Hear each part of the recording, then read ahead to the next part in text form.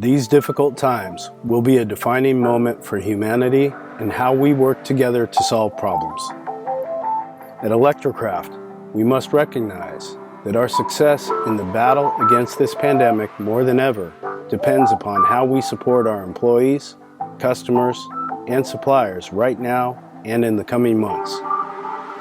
We currently produce components for companies who make hospital beds, wheelchairs, respirators, blood analyzers, air filtration devices, personal protective equipment for first responders, and more. In addition, we are currently working with companies who are responding to the implementation of the Defense Production Act and are working to retool their factories to produce ventilators and other products to aid in this fight. We strive to be the most trusted and valued motion solutions partner to our customers, suppliers, and employees. If we are to be true to this, we must support not only our existing customers, but also our partners facing suspended operations, as well as organizations critical to the fight against coronavirus. Together, we will win.